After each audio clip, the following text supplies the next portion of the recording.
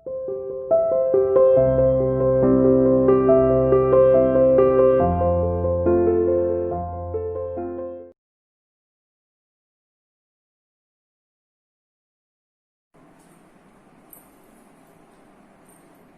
बच्चों, कैसे हो बेटा। आज हम अपनी उत्साह कविता को आगे कंटिन्यू करते हैं। ठीक है, कल हमने एक पैरा पढ़ लिया था इसका। उत्साह का मतलब आपको बताया ही था कि जोश होता है। ठीक है, आज हम दूसरा पैरा पढ़ेंगे।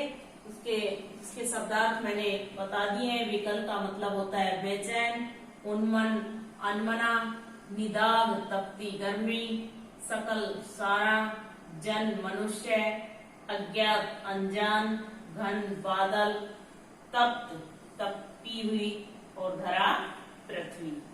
बस इतने ही इसके शब्द हैं जिनके मीनिंग है। बाकी तो कुछ है ही नहीं, इतने ही है। तो देखिए, ये जो हमारा पैरा है, इसमें छोटा सा पैरा है लेकिन क्वेश्चन बहुत सारे बनते हैं इसी में से। मैं आपको बताऊंगी कितने क्वेश्चन बनेंगे। ठीक है, तो एक बार पहले इसको हम पढ़ लेते हैं, समझ लेते हैं, फिर उसके बाद हम इसके प्रश्न उत्तर करेंगे जो इसके पैरे के नीचे जो बनते हैं। ठीक है, तो देखिए आप एक बार अपने किताब खोलिए और अपनी किताब में देखिए। विकल विकल उन्मन थे उन्मन, विश्व के निदाग के सकल जन, आए अज्ञात दिशा से अनंत के घन, तप्त धरा जल से फिर शीतल कर दो बादल गरजो। तो अब देखिए पहले एक बार मीनिंग। विकल का मतलब है बेचैन, उन्मन अनमना उदास, विश्व संसार, निदाग तपती गर्मी, सकल सारा संसार, जन लोग यानी सभी लोग मनुष्य, अज्ञात अनजान, अनंत असीम जिसकी कोई सीमा ना हो, घन बादल, तप्त तपी हुई, धरा धरती, शीतल ठंडा। तो ये मीनिंग है। अब इसका भावार्थ देखिए। विकल विकल उन्मन थे उन्मन, यानी कवि क्या कहता है कि चारों ओर, विकल का मतलब होता है बेचैन, व्याकुलता, बेचैनी और व्याकुलता थे। उन्मन का मतलब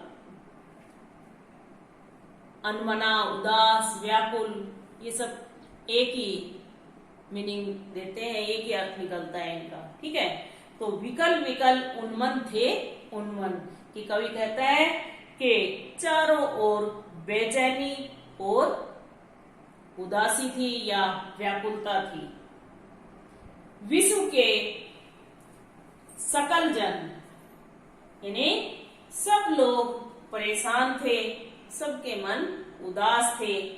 विश्व के सभी लोग भीषण गर्मी से, यानी वर्षा नहीं हुई थी तो बहुत तेज गर्मी थी, तो बहुत तपती गर्मी यानी बहुत अधिक गर्मी, यानी वर्षा ना हो उससे पहले, जैसे मई जून में होती है ना बरसात से पहले, वो वाली गर्मी। तो कवि क्या कहता है कि विश्व के सभी लोग तपती गर्मी से पीड़ित थे या परेशान थे या दुखी थे।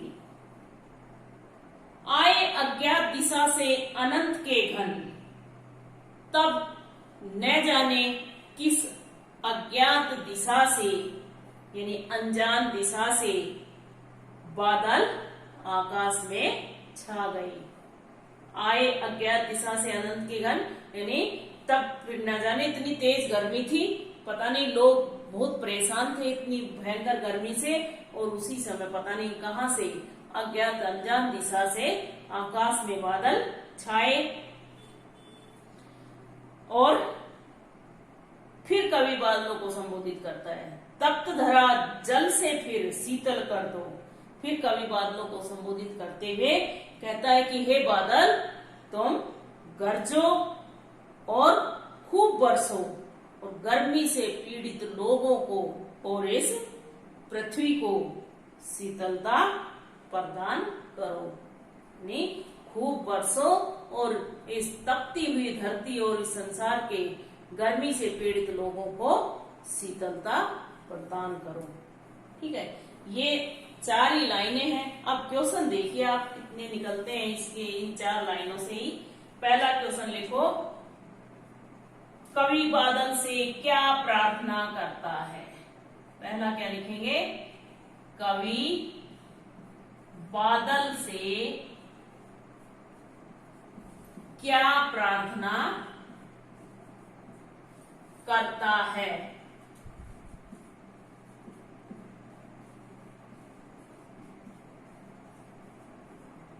ठीक है, दूसरा क्वेश्चन होगा, पृथ्वी पर लोग क्यों बेचैन हो रहे थे। पृथ्वी पर लोग क्यों बेचैन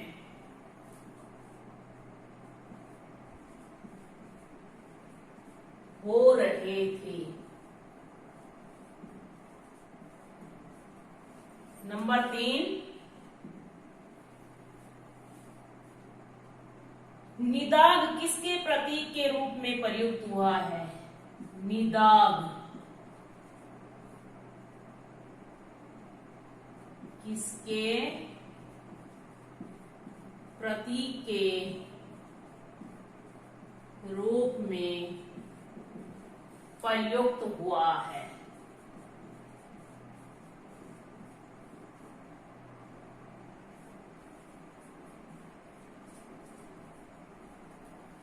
नंबर 4, बादल कहां से आकर आकाश में छा जाते हैं।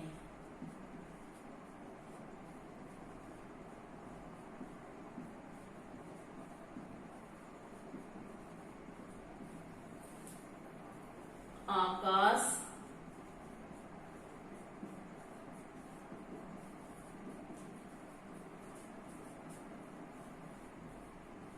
नंबर 5, तप्त धरा का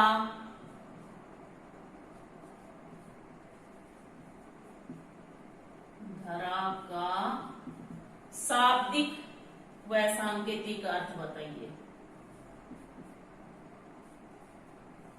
शाब्दिक व सांकेतिक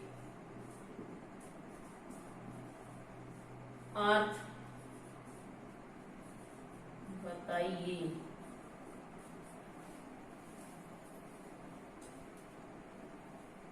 और भी क्वेश्चन बनते हैं, जैसे कौन विकल और उन्मन थे।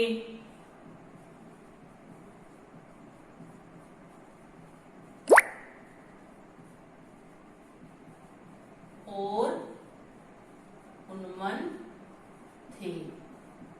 ठीक है, बहुत सारे क्वेश्चन बनते हैं बेटा, जितने पढ़ोगे, यानी इस 4 पंक्तियों में ही हर वर्ड से क्वेश्चन बन जाता है। यानी एक शब्द होता है उसी से ही क्वेश्चन बन जाता है, इसलिए इसमें बहुत सारे क्वेश्चन बनेंगे। 7वां लिखो,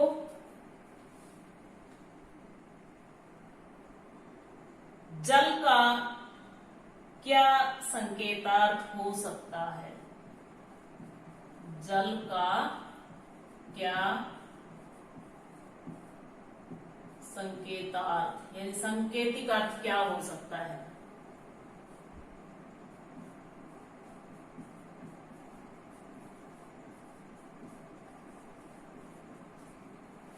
ठीक है, इतने ही लिख लेना, बाकी क्वेश्चन तो और भी हैं। जैसे अगला क्वेश्चन लिखना हो तो लिख सकते हो कि गर्मी का जनजीवन पर क्या प्रभाव पड़ा। और क्वेश्चन लिखना है तो ये लिखिए कि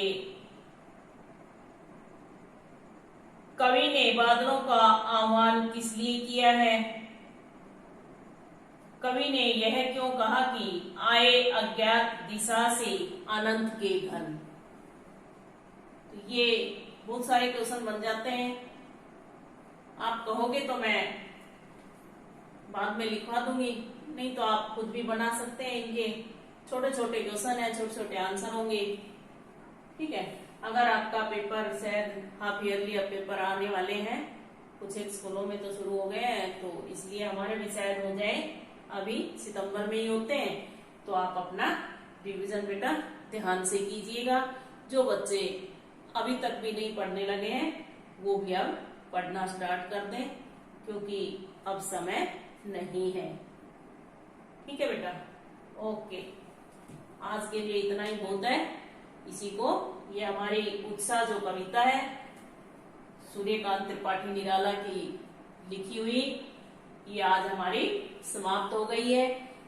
इसी कवि की यानी निराला जी की अगली कविता है, छोटी सी कविता है, अट नहीं रही है। वो हम अगले लेक्चर में पढ़ेंगे, अगले क्लास में पढ़ेंगे, अगले वीडियो में पढ़ेंगे। ठीक है, जब तक के लिए इतना ही काफी है। घर पर रहें, स्वस्थ रहें, सुरक्षित रहें और पढ़ाई करते रहें।